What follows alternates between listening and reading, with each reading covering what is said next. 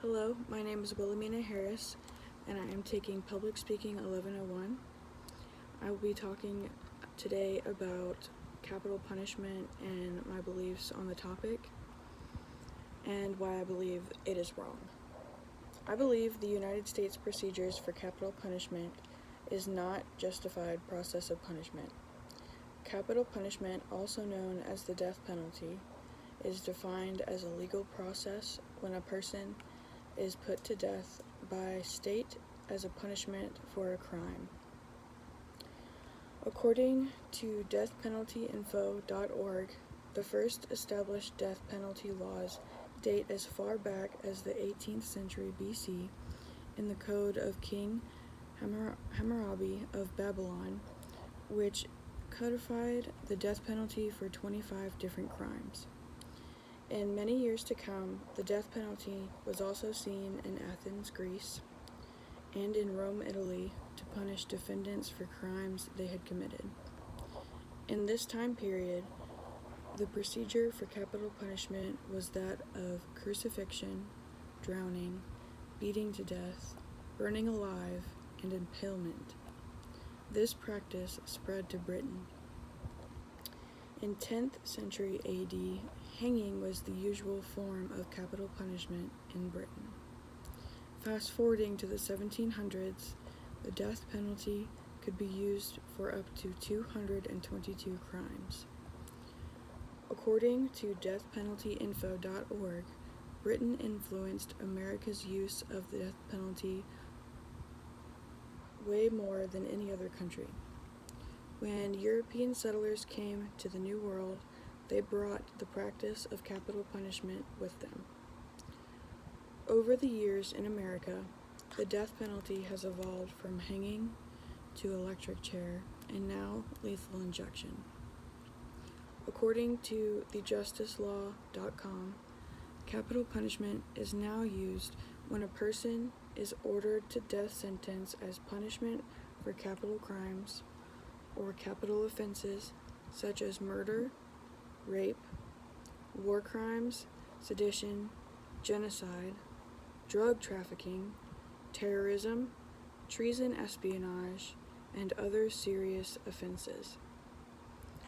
TheJusticeLaw.com also states, in all the 29 states that have the death penalty, lethal injection is the primary method for executing death penalty capital punishment.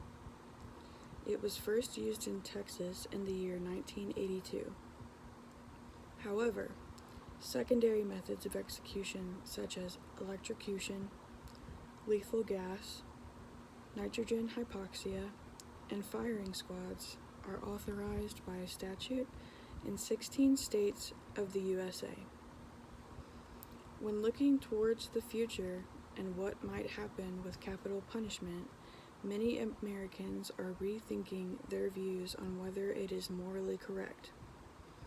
According to worldcoalition.org, a nationwide poll in 2010 revealed that over 2/3 of American voters would not hold a vote to abolish the death penalty against their local or national representative. America is starting to educate themselves on the way the government chooses to exterminate defendants who committed capital crimes. The evolution of capital punishment is important to understand when deciding on an opinion for this topic, or any topic for that matter. I do not support capital punishment. I consider it cruel and unusual punishment for a defendant, and I believe it to be morally wrong. Every life has value, and there are more preferable alternatives than taking someone's life against their will. This brings me to my first point. The death penalty requires one or more people to kill another. When a defendant commits murder, and their punishment is to be put to death, which is murder in and of itself, the death penalty becomes hypocritical. To punish someone for doing something agreed by society to be wrong by doing the very same thing to that person is morally incorrect. Government executioners have made statements about how incredibly difficult their job is to take another person's life against their will. Capital punishment is also very costly to the government, and the money used to complete these procedures, along with holding prisoners on death row, could be put to better use in other areas of focus. According to ConnectUsFund.org, the average case brought to trial which involves the death penalty costs taxpayers $1.26 million counted through to execution. Cases that are taken to a jury which do not involve capital punishment cost an average of $740,000 counted through to the end of incarceration. It is less expensive to abolish the death penalty and to house a prisoner for life than to pay to have a prisoner put to death. It does not allow for other solutions. The main point of the death penalty is to ensure the offender does not offend again. There are alternatives to putting criminals to death that would ensure that they do not become reoffenders. Life in prison without the possibility of parole is a great alternative to make sure offenders do not reoffend without taking their life against their will. An opposing argument common on this topic is capital punishment helps maintain prison populations. According to deathpenaltyinfo.org, in 2018, there were 2,738 death row prisoners, and in 2019, there were 2,656 death row prisoners nationwide. This meaning overcrowding in prisons due to death row is not actually a serious issue that needs to be handled. Overcrowding in prisons is usually due to drug or robbery charges.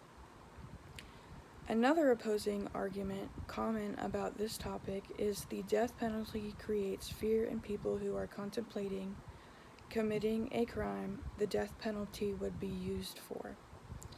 Life in prison without the possibility of parole eliminates any possibility for the inmate to experience their previous everyday life, to attend important events, or enjoy luxuries of being a free American citizen.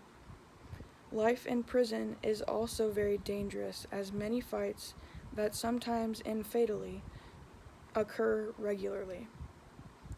The last opposing argument I will mention is the respectful nature of the death penalty. Some people argue that the government handles it respectfully by making sure the offender is asleep before they stop breathing, therefore eliminating any pain.